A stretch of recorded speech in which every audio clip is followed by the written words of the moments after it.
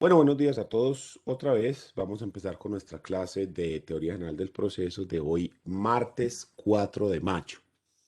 En la sesión anterior estuvimos hablando acerca de, en la primera parte, las vicisitudes del abogado, todas esas circunstancias difíciles que ocurren dentro del proceso, como la muerte del abogado, la muerte del cliente, la renuncia al poder, etcétera.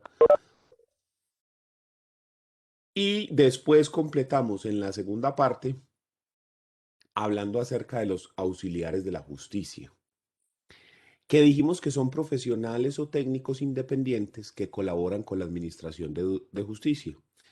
¿De qué forma? Cada 2 años se hacen inscribir en la lista de auxiliares de la justicia que sacan los juzgados y los tribunales. Y de esta forma pueden ser llamados según su profesión, técnica u oficio dentro del proceso para que ayuden con lo que se está discutiendo dentro del mismo. Esto obviamente va a depender según el campo en que se necesiten y son llamados por escrito por el juez, donde se hace un nombramiento del auxiliar de la justicia. Y asimismo, el juez les fija unos honorarios que deben ser pagados o asumidos por las partes, a menos de que exista algo como el amparo de pobreza, que se da cuando alguna de las partes no tiene recursos con que hacer frente a algo como esto. ¿Listo? Entonces, esa es la definición que tenemos de auxiliares de la justicia. Los primeros que hemos analizado son los peritos y nos referimos con peritos a personas expertas en un arte, una técnica, una profesión o un oficio, expertos técnicos o científicos, los cuales son utilizados para realizar un estudio y presentar los resultados del mismo al proceso. A esto se le conoce como prueba pericial, ¿sí? Donde un perito hace un estudio técnico o científico acerca de algo que se le solicite en el juzgado y presenta un informe escrito que se denomina dictamen pericial. Asimismo, también puede ser llamado a sustentar ese dictamen pericial dentro de la audiencia, para lo cual deberá comparecer y las partes podrán hacer las preguntas que consideren necesarias. Existen peritos o expertos en básicamente todo, ¿sí? Yo recuerdo que alguna vez en un proceso quedó un anillo de diamante, ¿sí? Un anillo y tenía un diamante.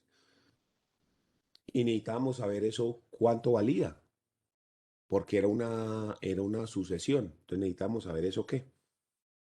Pues sí, que efectivamente hay peritos evaluadores de joyas. Y resulta que ese tipo de joyas tienen dos valores. Uno, el valor como joya terminada, que tiende a ser más alto, o el valor por la materia prima. Entonces se separan las dos, el diamante por un lado, el anillo por otro. Entonces dice, bueno, esto es oro de tantos quilates, pesa tantos gramos, vale tanto, para hacer otra cosa. Y este es un diamante de tantos quilates, con tal corte, de tal calidad, de tal color, vale tanto. Ese valor tiende a ser menor que el de joya ya terminada, porque el de joya no es solamente los materiales, sino también la mano de obra, la terminación y demás que tenga, ¿sí? Entonces, por ejemplo, la persona dijo, vea, esto así vale tanto, así vale tanto. Entonces, ese es un ejemplo de un peritaje que se puede hacer. Y así hay muchísimos, y es una prueba de muy, muy, muy común utilización dentro de los procesos, porque como les decía yo ayer, tiene mucha credibilidad por parte del juzgado, toda vez que como es una prueba que se basa en la ciencia o en la técnica, pues entonces el juez le da mucha credibilidad por ser no basada en la percepción de la persona, no basada en su opinión, sino basada en una técnica que le permite a la persona determinar cuánto es, en este caso, el valor de una determinada cosa, aunque se utilizan para muchas, muchas otras cosas. ¿Hay alguna duda frente a los peritos?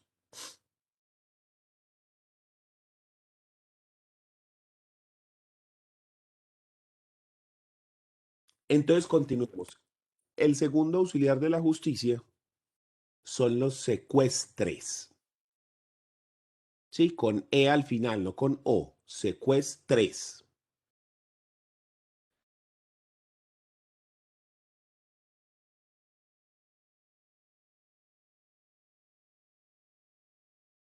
El secuestre puede ser cualquier persona de buena conducta. Honorable, dice la ley.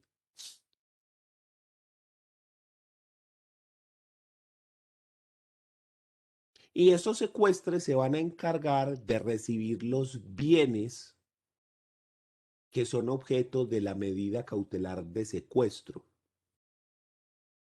Se encargan de recibir los bienes que son objeto de la medida cautelar de secuestro. Es decir, cuando se le quita la tenencia del bien al propietario o al tenedor.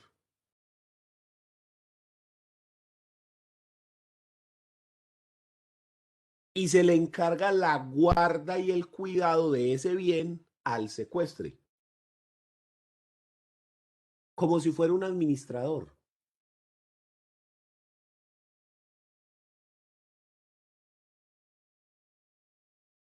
¿Para qué se hace esto? Con la finalidad de prevenir los daños que pueda sufrir esa cosa, ese objeto, con el transcurso del tiempo. Porque digamos que una persona lo están demandando para quitarle el carro, entonces la persona ve que va a perder el proceso, fácilmente puede dejar el carro parqueado al sol y al agua, abierto para que lo desvalijen, ¿sí? Lo puede chocar, lo puede rayar, le puede quitar alguna cosa, o simplemente no le importa y lo deja abandonado. Y al dejar un carro al sol y al agua, eso daña la pintura, daña el carro, se dañan las llantas, en fin. En cambio, lo que queremos hacer cuando hacemos la medida de secuestro es quitar la tenencia de los bienes para que una persona los mantenga en las mismas condiciones en las que le fueron entregados. ¿Sí? Lo mantenga en buen estado, en un lugar apropiado para su guarda sin que sufra deterioros, donde no va a ser rayado, dañado de ninguna manera, por ejemplo, el carro. Pero yo también puedo secuestrar bienes como, por ejemplo, muebles, cuadros, en fin. Esta figura se da para evitar el deterioro de las cosas mientras que se lleva a cabo el proceso. Entonces, Profe, el secuestre, ya dame un segundito, ya te doy la palabra. El secuestre tiene la obligación entonces de guardar las cosas, lo que se le entregue en calidad de secuestro, en un lugar seguro y reintegrarlas al proceso en las mismas condiciones en que las recibió.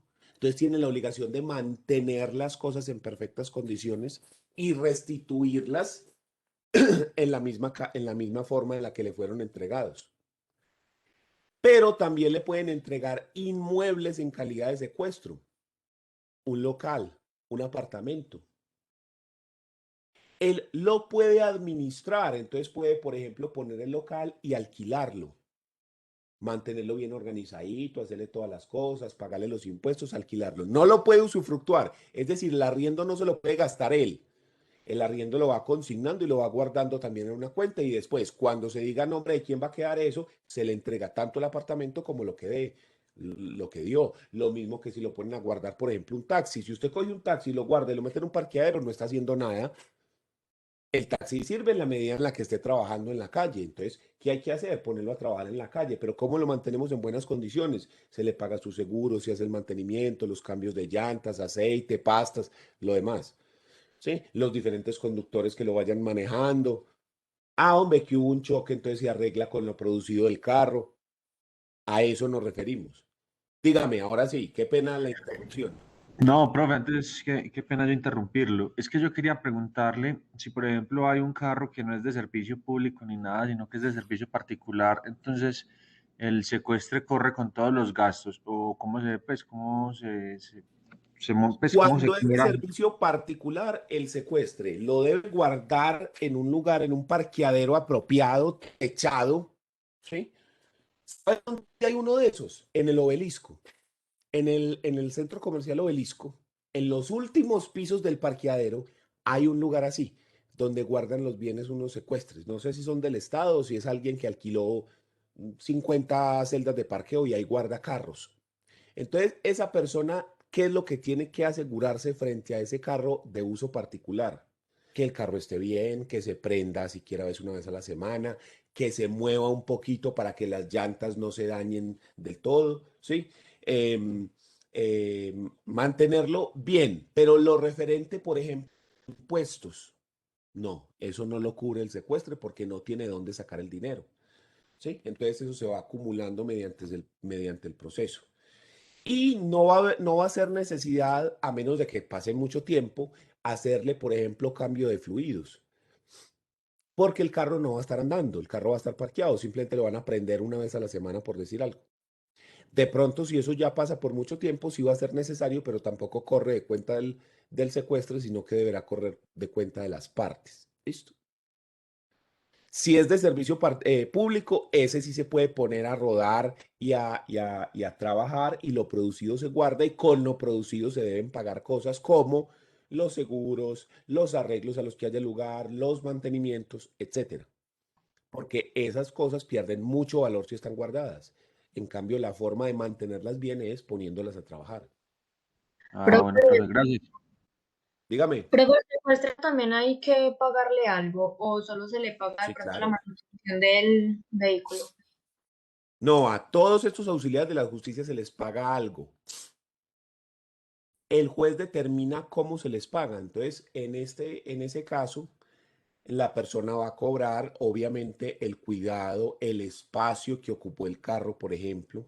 Entonces, sí, se le paga, obviamente. Algunas veces se deja que cuando el bien se puede explotar, como por ejemplo los taxis locales y demás, que de lo producido se saque X monto, el juez establece, para el pago de los gastos del mismo secuestro. Entonces, por decir algo, si arrienda el local, se pone a trabajar el taxi, entonces de ese arriendo, el secuestre saca, por decir cualquier cosa, 500.000 pesos.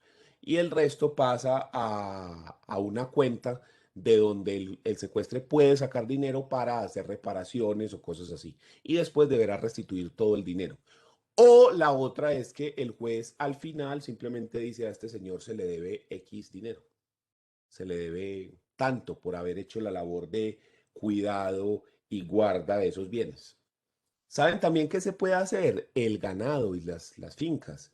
Entonces, en ese caso, el secuestre tiene que actuar más como un administrador, porque de nada sirve guardar las vacas 5 o 6 años, porque esos animales, sobre todo los que son de carne, tienen unas etapas en las cuales se venden para la feria y demás y luego se compran unas nuevas. Entonces, esa persona tendrá que ejercer como administrador, vender los animales y conseguir otros y así, y estarlos cambiándose en los pastos y entonces los que son de ordeño, estarlos ordeñando, poniéndoles las vacunas y las cosas, vender la leche, ¿sí?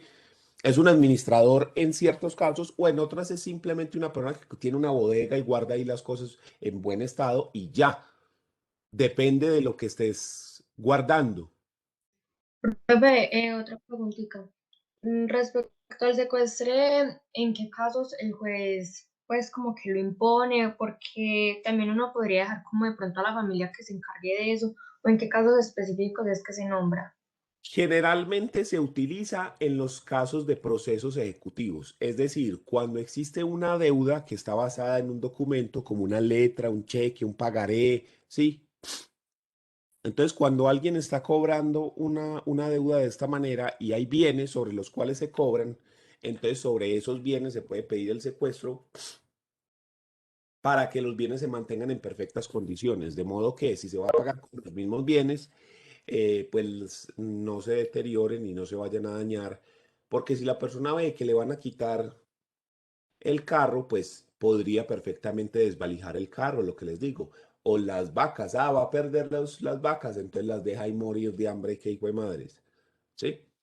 Entonces, para evitar esa clase de deterioros, esa clase de daños o perjuicios que se puedan ocasionar en razón a esto, se puede fijar esa medida cautelar en esa clase de procesos. Lo más común es en esa clase de procesos ejecutivos, que es donde se está haciendo el cobro de obligaciones que consten en documentos como los antes mencionados. Eso es lo más común.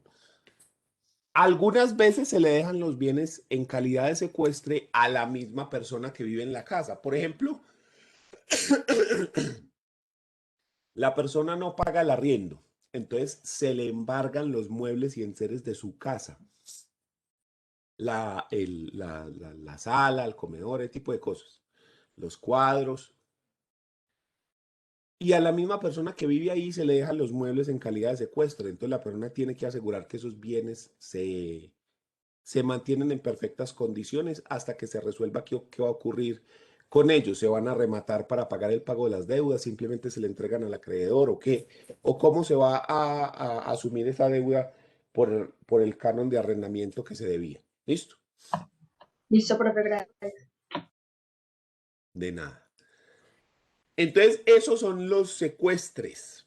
Profe, una pregunta. ¿Y la persona, pues en este caso la persona no se podría negar a hacer el secuestro o obligatoriamente tiene que hacerlo? Ah, no, si usted se niega, nombran a otro, entonces cogen todos los bienes y los llevan para una bodega.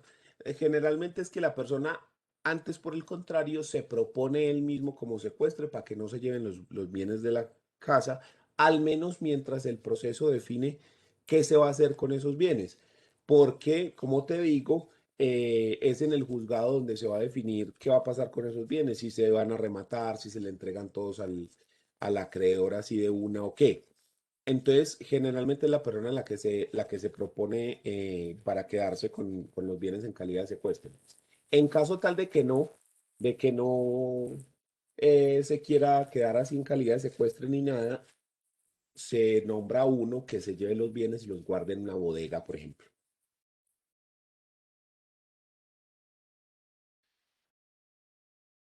Pasemos a hablar entonces de otro auxiliar de la justicia. Ya vimos los peritos, ya vimos los secuestres, hablemos de otro. Llamémoslos liquidadores o partidores. Liquidadores o partidores. Ya lo habíamos mencionado antes con la facultad de partir del abogado. Entonces ya le tenemos ventaja a este tema.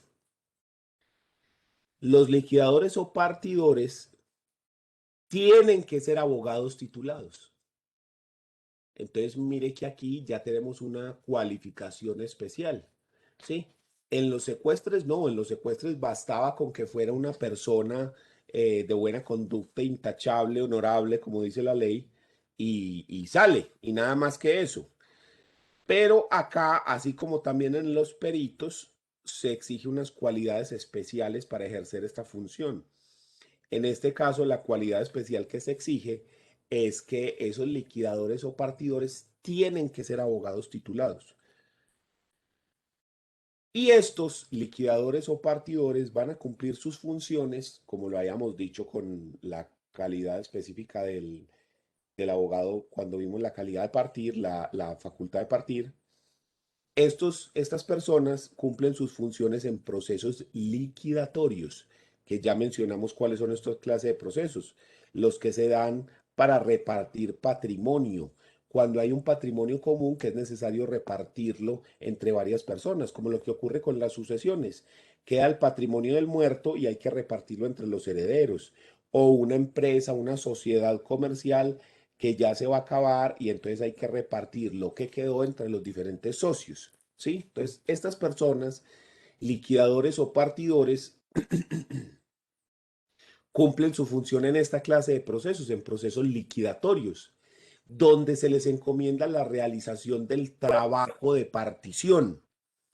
También habíamos mencionado qué era el trabajo de partición. Dijimos que dentro de ese proceso liquidatorio, dentro de ese proceso, las personas, primero se hacía un inventario de bienes del que se van a repartir. Entonces las personas dentro de ese inventario debían numerar, decir, inventariar todos los bienes y deudas que se van a repartir entre todos los interesados y darles un valor. Entonces vamos a repartir una casa, un apartamento, un carro, lo que sea, y darles un valor.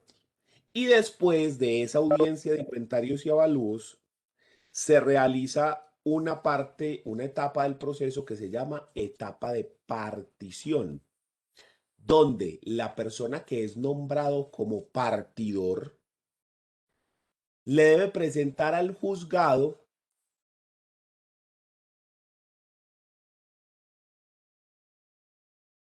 la forma como se van a repartir los bienes. Pa' Pedro esto, pa' María aquello. Y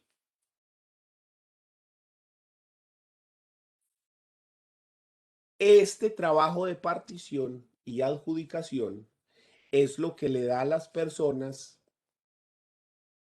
digamos, la titularidad de esos bienes, dependiendo de cómo se reparten las cosas ahí. ¿Sí?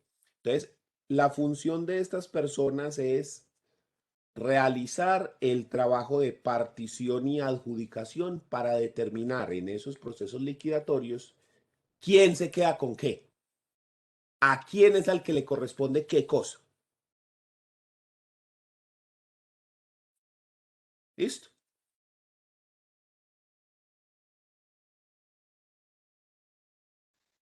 Hablemos de otro auxiliar de la justicia. Los curadores ad litem.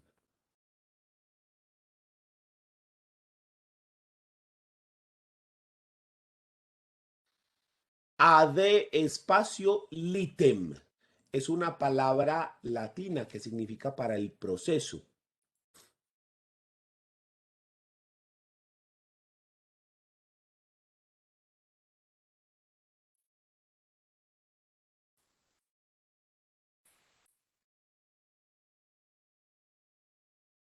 Curador ad litem.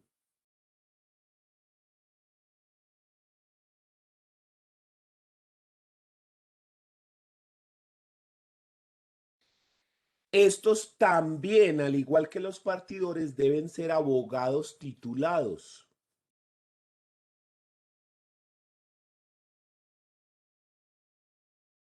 Y se nombran en los procesos en los que hay personas que son incapaces, como menores de edad,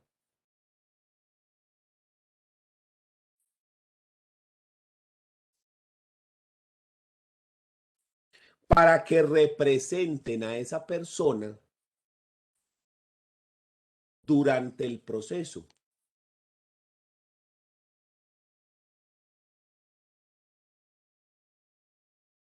También se le nombran, por ejemplo, a la persona que está ausente y que no comparece al proceso.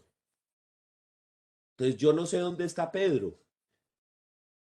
Hago publicación en prensa y radio, pero no aparece. Igual a esa persona tengo que nombrarle un curador ad litem. Básicamente es un abogado de oficio, lo que nosotros conocemos como abogado de oficio. ¿Sí? Que es un abogado que se va a encargar de representar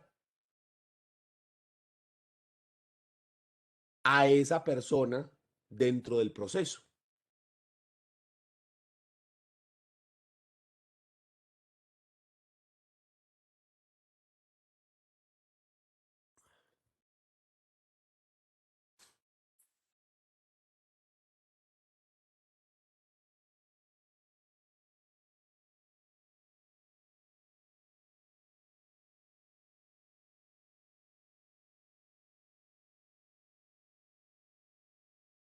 Eso es un curador ad litem.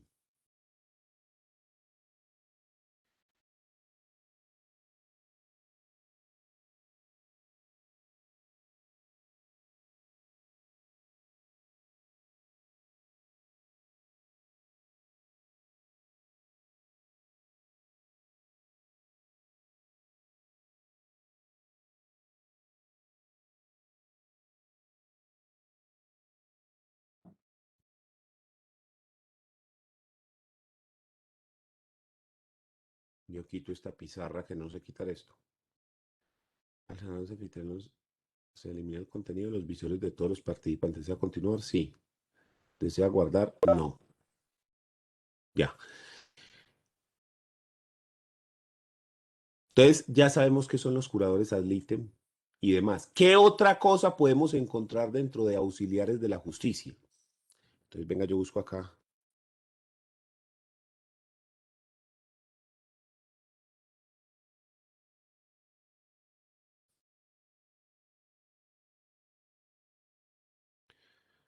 en la rama judicial para que miremos la lista de los auxiliares de la justicia. Dame un segundito, yo la busco acá.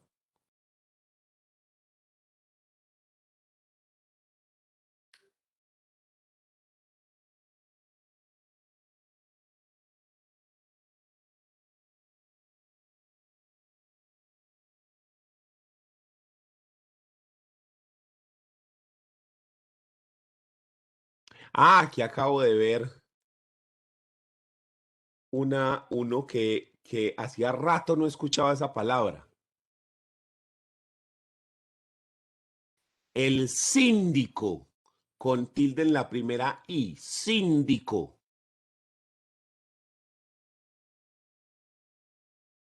Profe, ¿cómo se llama? Síndico.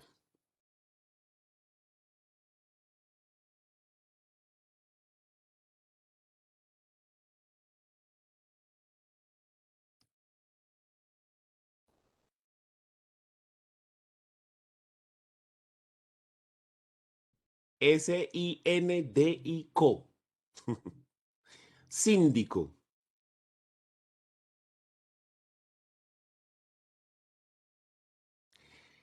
Esta figura se da en los procesos de quiebra o concurso de acreedores. Por ejemplo, cuando una empresa se quiebra, todos sus acreedores se reúnen en un solo proceso. Y entonces dicen, bueno, esta empresa, Empanadas el Machetico, se quebró. Todos los acreedores, aquí listo. Entonces tenemos a los trabajadores, tenemos a las personas que eran los que daban las materias primas, tenemos, en fin, todos ellos se reúnen en un solo proceso. Y esa persona es como el liquidador y el administrador de los bienes mientras se van repartiendo y se van pagando todas las deudas, dependiendo de las prelaciones de créditos. ¿Cómo así? No todas las deudas son iguales. La ley establece un orden en el cual se pagan las deudas. Entonces la ley dice cuáles son las deudas más importantes y las menos importantes y así en una escala. Las deudas más importantes en Colombia, las que están por encima de todo, son las deudas de alimentos para menores de edad, porque los derechos de los menores están por encima de los derechos de los demás. Esas son las que están por encima de todo. Debajo de esas están las deudas del Estado, lo que se debe por a la DIAN, al predial, etc. Después las deudas laborales, después las deudas con terceros. Y así cada deuda tiene un orden en el cual se paga. Entonces, lo que hace el síndico es, él está administrando todos los bienes de Empanadas el Machetico, los locales, las cosas, todo. Y luego después empieza a liquidar y a pagar las deudas en el orden que se ha establecido. Primero se le paga a estos, luego a estos, luego a estos, luego a estos, luego a estos. ¿Qué pasa cuando no hay plata para pagarle a todos? Se les paga según una proporción que se hace, es decir, hay 1.000 millones de deudas, pero solamente hay 700 millones en bienes. Entonces se hace una proporción y dependiendo de la prelación, a usted le pagan un porcentaje, pero le pagan primero o le pagan después. Entonces el síndico es el encargado de hacer eso. Es como un liquidador, pero para el pago de deudas, como un partidor, pero para el pago de deudas.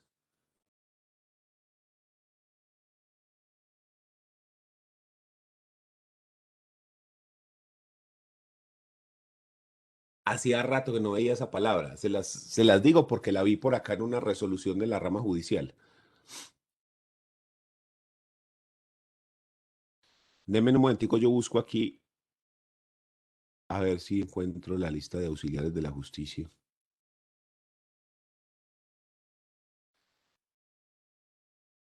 Pero si eso es una lista enorme que uno puede acceder a ella, ¿dónde estará, hombre? ¿Sabes que estoy aquí en la página de la rama judicial? Espérenme, les muestro. Acá. y estoy lista provisionales. Ah, pero es que son provisionales. Resolución aspirantes, publicación de auxiliares de la justicia. Listas, acá. No, hombre, pero ¿dónde está la lista? Acá, acá. No jodas, pero entonces, ¿cuál es la lista?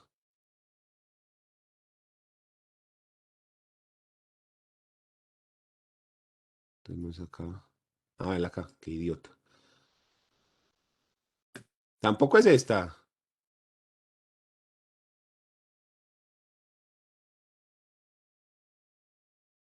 Mire, auxiliar de la justicia, el Sistema de Información de Registro Nacional de Abogados y Auxiliares de la Justicia, URNA, provee un conjunto de funcionalidades y servicios a usuarios externos, así como a usuarios de la rama judicial, con el fin de apoyar el cumplimiento de las funciones del Consejo Superior de la Judicatura.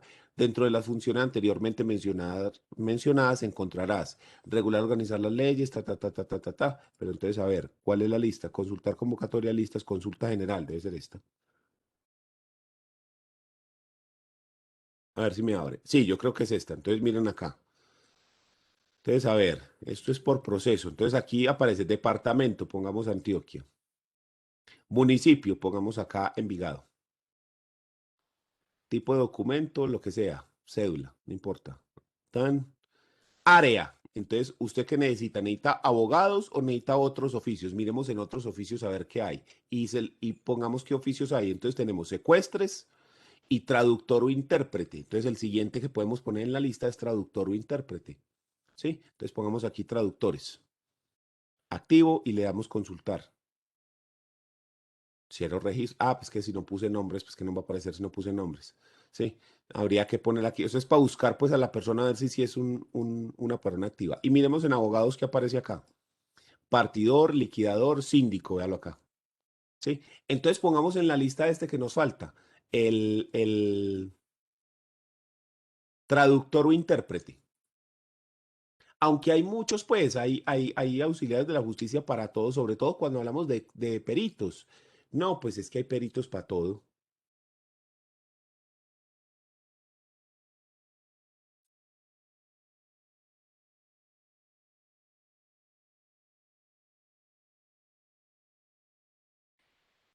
Intérprete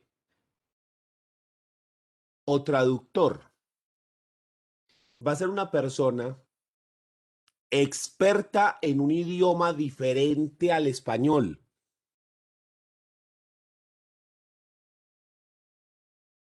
Que tiene que haber hecho un examen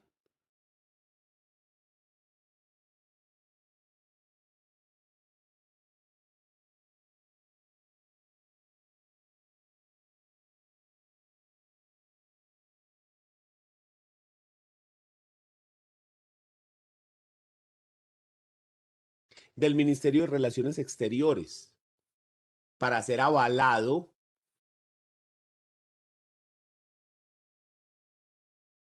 como intérprete o traductor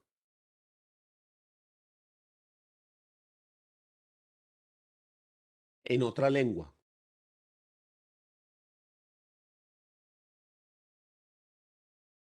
Estas personas se utilizan para traducir documentos que no están en español y que puedan ser presentados al juzgado.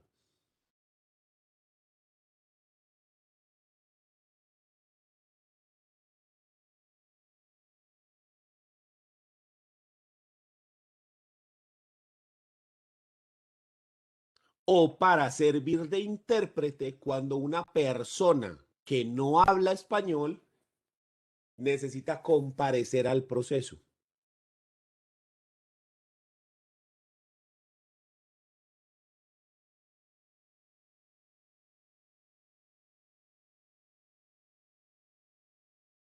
Entonces, ¿cuál es la función de esta persona?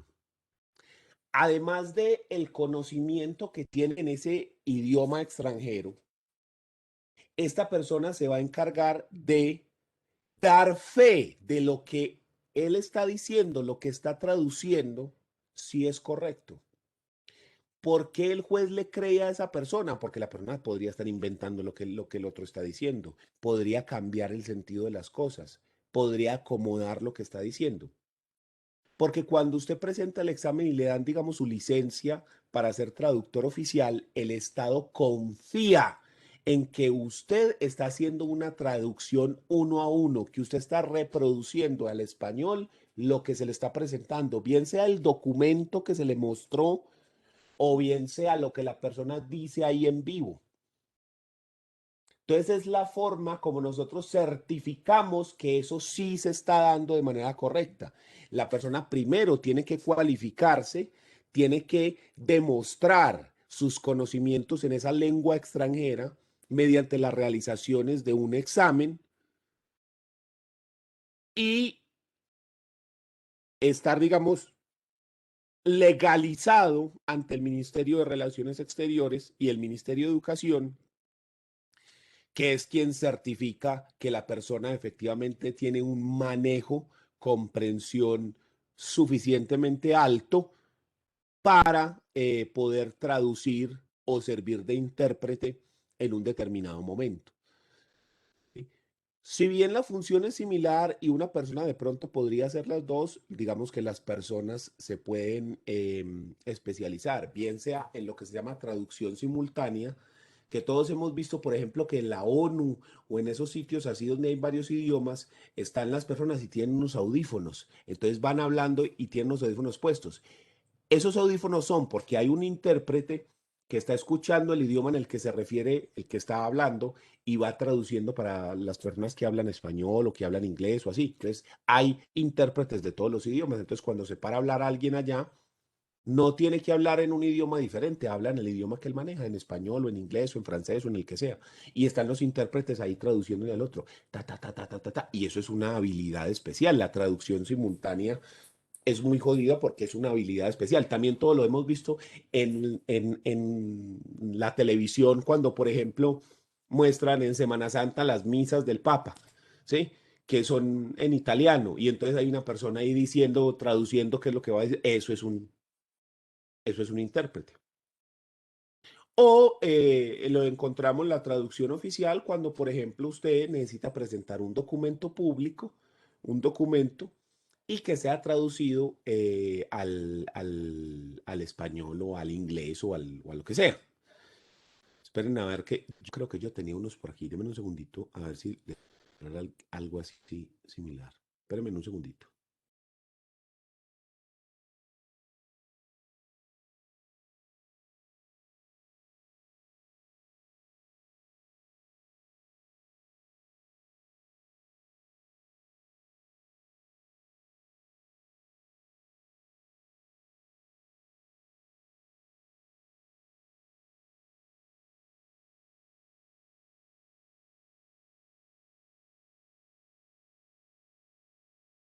Por ejemplo, esto.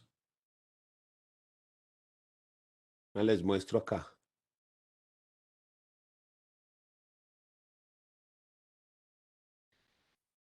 Esto que ustedes están viendo acá, esto, es una traducción oficial de un certificado de instrumentos públicos donde dice quién es el dueño de una propiedad. Entonces fue hecho por esta empresa International Touch y el traductor e intérprete oficial es este señor Juan Humberto Ramírez Ospina. Mire que tiene aquí una resolución especial del ministerio y entonces él hace una traducción del documento que nosotros le presentamos, vea, y el man lo tradujo todo al inglés, vea.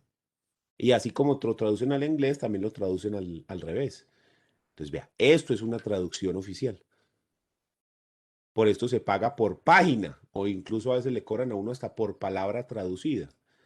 Eso es la traducción. Vengan a ver, yo miro si encuentro el documento exacto. Vea, eso es la traducción de esto. Eso es la traducción de este documento. Entonces, yo miro si los puedo poner aquí los dos al ladito para que ustedes miren cómo se hace ese trabajo de interesante. Esperen a ver. Espérenme nada, yo miro si sí lo puedo hacer.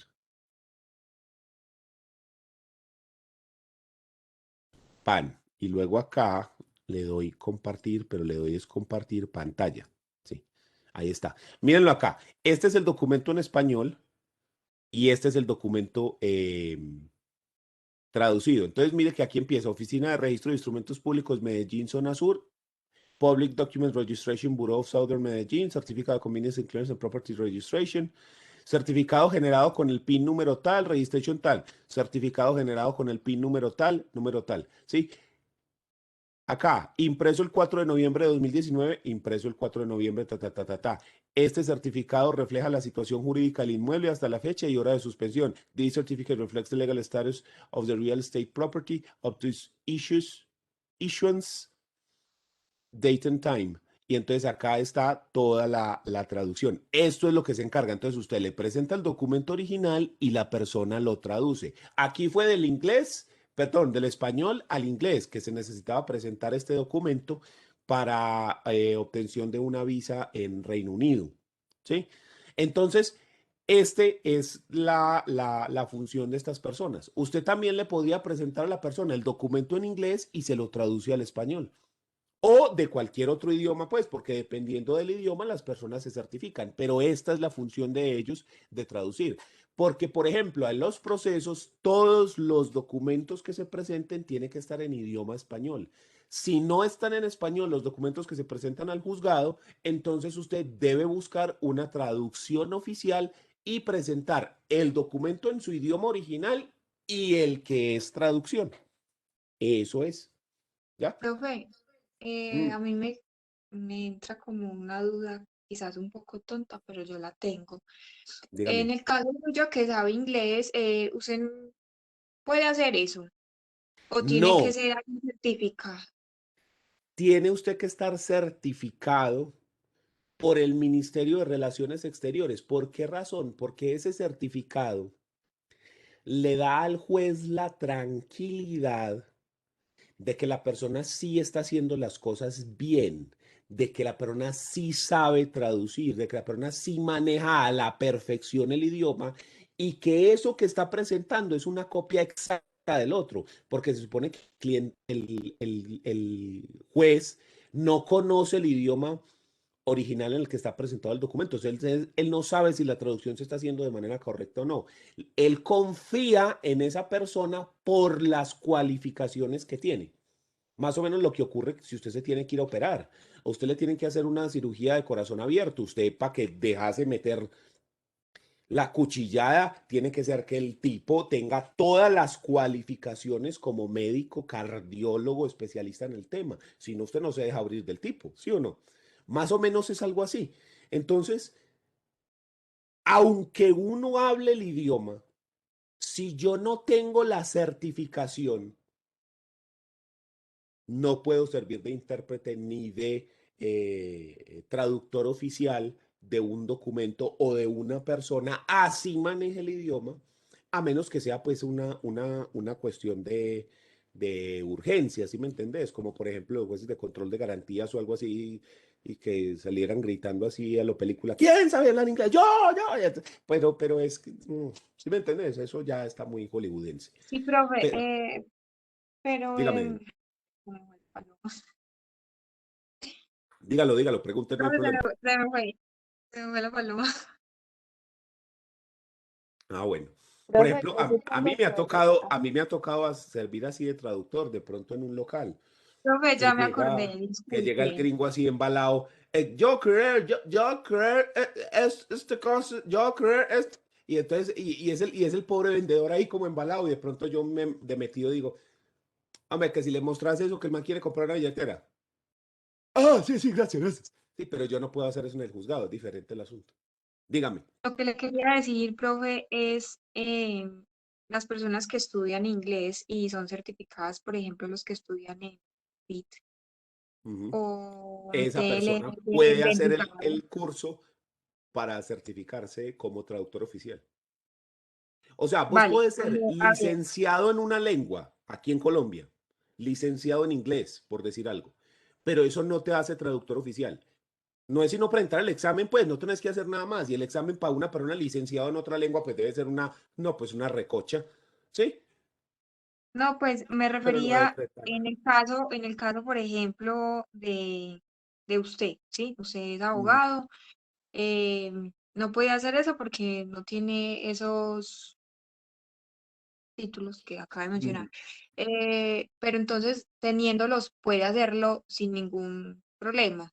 Sí, Es lo que claro, le quiero claro. decir. Ujú. Sí, o sea, si yo, por ejemplo, me presentara y hiciera el examen y lo gano, pues porque eso requiere unos puntajes, obviamente.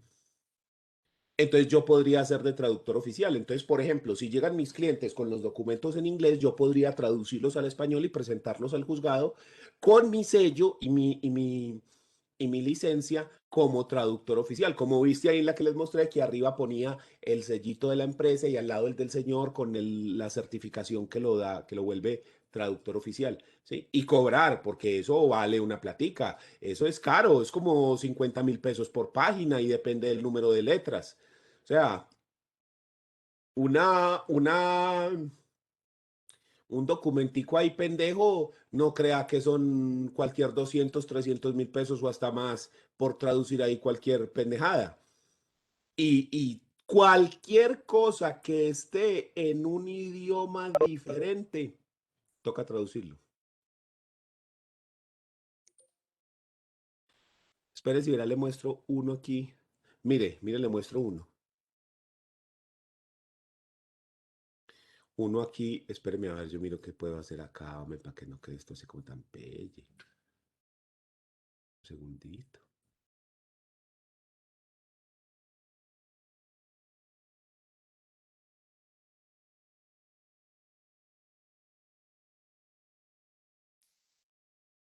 Espéreme a ver, yo miro qué puedo hacer aquí de este coso. Ah, es que no se ve bien. No, era que tenía otra ahí, pero se ve muy mal porque es como escaneado, así que es de que le toman la foto las personas y queda eso todo pelle ahí, pero bueno, no, sino que era una carta de empleo. Entonces la carta decía, tal persona está empleado en tal y tal cosa, y después la traducción en inglés, pero se ve así como todo borroso, todo feo. Entonces no, mejor dejémoslo así. Bueno, ya saben entonces qué hace el traductor o intérprete. Entonces, una es la traducción escrita y otra es servir de intérprete dentro de la audiencia, porque por ejemplo, la persona está siendo juzgado, digamos que lo cogen preso a un, qué sé yo, a un ruso, lo cogen preso aquí en el aeropuerto. eh, entonces lo tienen que llevar ante un juez para definirle su situación jurídica y esa persona no habla español, habla ruso. Entonces, ¿qué necesitamos? Un intérprete ruso, español ruso, que le esté traduciendo al señor lo que se dice en ruso y de lo que dice el señor en ruso al juez y a las personas en español. Listo, entonces básicamente es eso. Entonces los auxiliares de la justicia, en resumen, ¿qué son? Son personas que, como su nombre lo indica, su función es ayudar a los jueces dentro de los procesos para que se pueda ejercer, digamos, su función de manera correcta. Esa es la idea del auxiliar de la justicia. Donde usted encuentra una barbaridad increíble es en la lista, pero de los peritos. Cuando usted necesita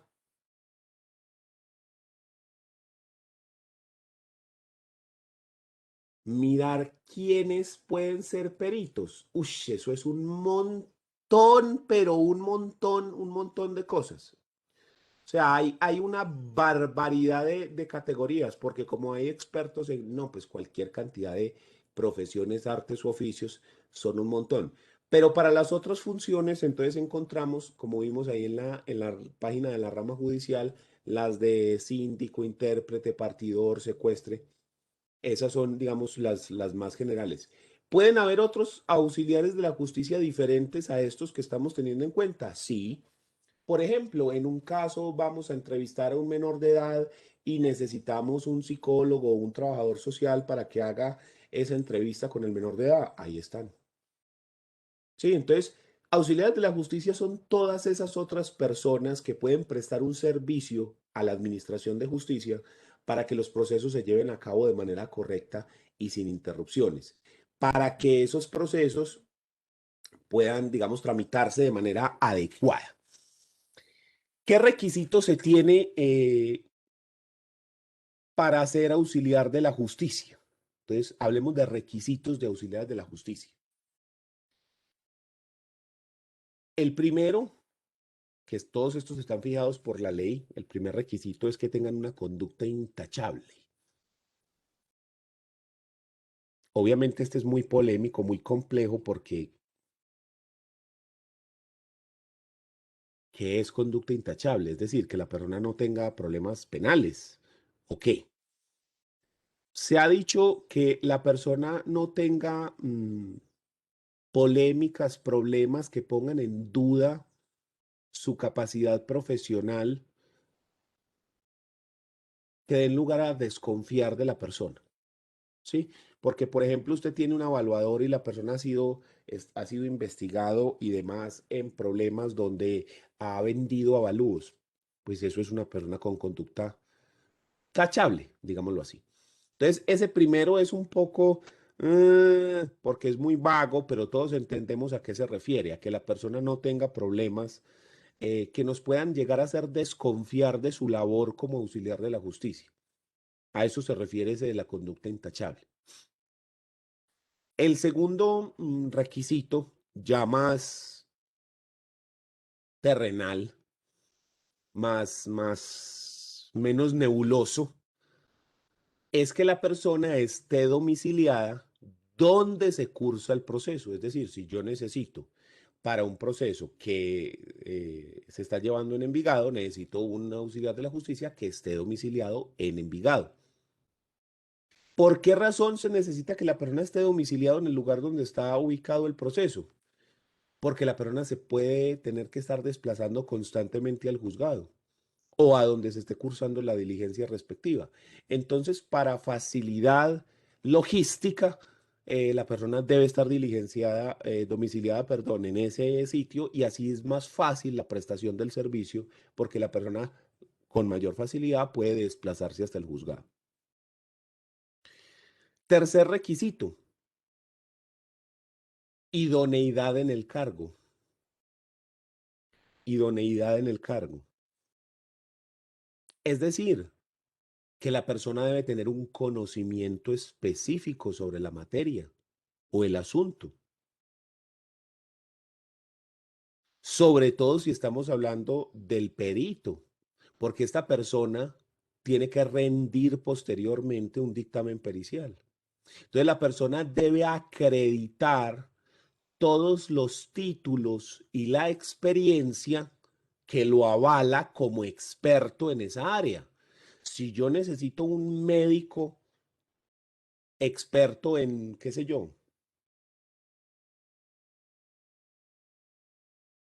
neurología, pues entonces necesito que la persona tenga todos los títulos profesionales que lo avalan.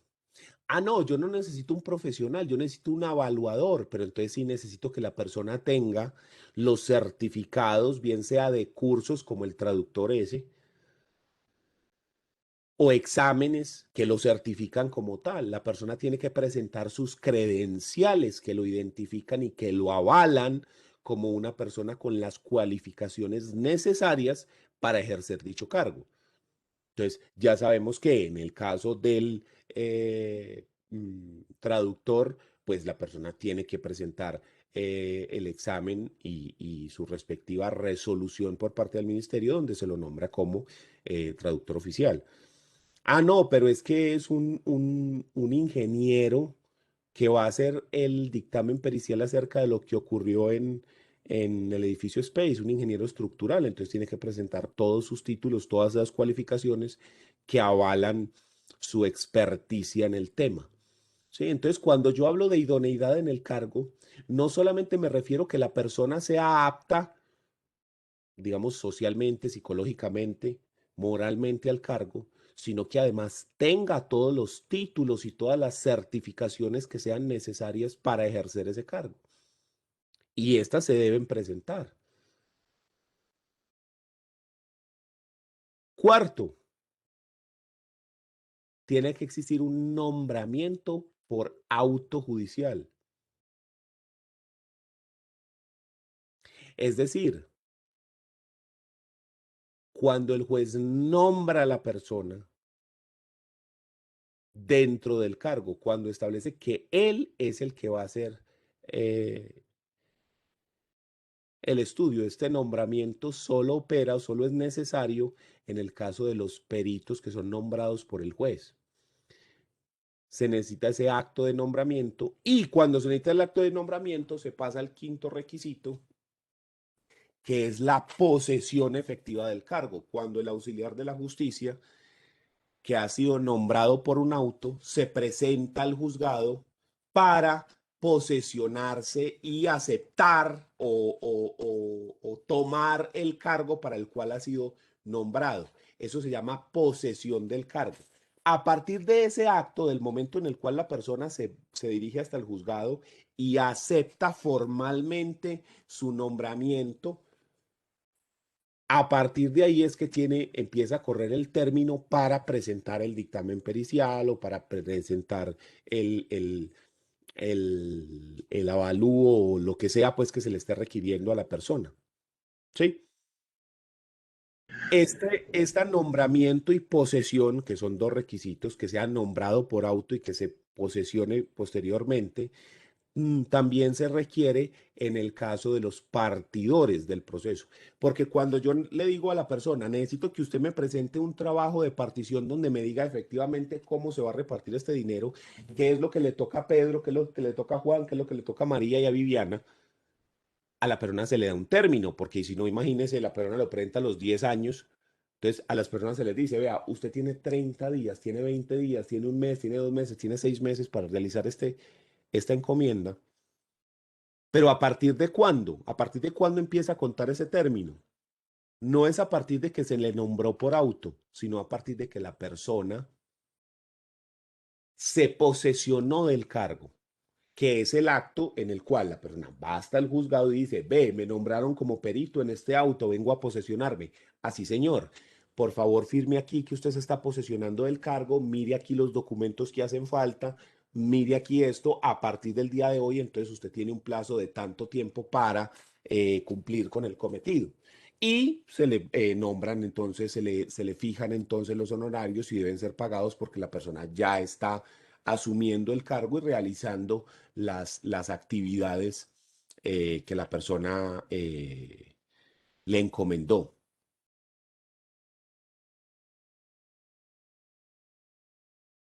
Profe, qué pena, ¿me podrías repetir el segundo requisito que no lo alcancé a notar? El primero es que la conducta sea intachable, ¿sí? Que es este que es polémico, pero está así, lo dice la ley tal cual, de conducta intachable y honorable, y uno dice como, ajá, y eso como con qué come. Entonces ahí le toca pues a uno hacer de tripas corazón y mirar a ver cómo lo saca.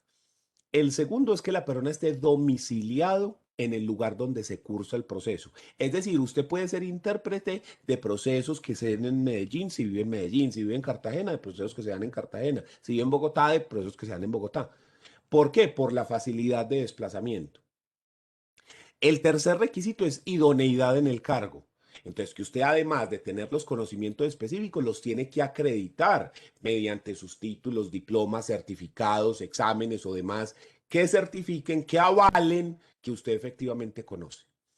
El cuarto requisito es el nombramiento por auto del juez. Es decir, que el juez saca un documento donde lo nombran como auxiliar de la justicia dentro de ese proceso. El quinto es posesionarse efectivamente del cargo, es decir, ir hasta el juzgado y aceptar el nombramiento. Generalmente en los procesos nombran dos o tres peritos, entonces se nombra como perito a Pedro, a Juan o a María. El primero de los tres que vaya al juzgado se posesiona del cargo. ¿Para qué? Para evitar que entonces nombraron a María, no, pero es que la llamaron, pero es que no puede, pero es que una cosa, pero es que la otra, no se pudo, no, entonces nombre a otro, no, entonces nombran a Viviana, no, pero es que no puede, no, entonces al otro, y ahí nos quedamos nombrando, entonces por eso más bien generalmente nombran tres, para que cualquiera de los tres que vaya, acepte y ya, ese fue el que quedó, el primero que llegó fue el que quedó. Y de ahí seguiría el sexto, que es el que el juzgado fija el monto de los honorarios. Una vez que la persona ya ha sido posesionado del cargo y ya ha realizado su actividad, el juzgado fija el monto de los honorarios, los cuales deben ser cancelados por ambas partes, para el caso de los liquidadores o los partidores. O si es un perito, la parte que solicita la prueba debe pagar ese experto. Si usted solicitó la prueba de ADN, usted paga. ¿Ya? Y si no se pagan los honorarios, se puede mandar en proceso ejecutivo. Y digamos que como último requisito está que la persona debe declararse impedido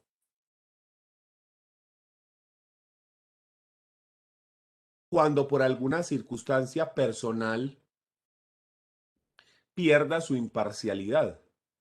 Es decir, tiene relaciones laborales con alguna de las partes, es dependiente, familiar, situaciones de amistad personal o enemistad, ¿sí? Entonces, se debe declarar impedido. Me declaro impedido porque es que yo trabajo en una de las empresas del señor, entonces yo no puedo servir aquí de perito imparcial cuando yo trabajo para esta persona. Y en caso de que no se declare impedido, las partes lo pueden recusar y decir, señor juez, usted no puede nombrar a esta persona, no es que esta persona es familiar de él, no es que esta persona trabaja para la persona en tal empresa, no es que esta persona, ¿sí me entiende? Para tratar de evitar las suspicacias por imparcialidad, por dependencia económica, por situaciones laboral, por enemistad o amistad. Entonces, la persona se debe declarar impedido cuando haya alguna circunstancia que ponga en entredicho la imparcialidad. Y si no se declara impedido, las partes lo pueden recusar, diciendo esta persona no puede ejercer el cargo de manera válida, de manera imparcial, porque tiene esta relación con alguna de las partes.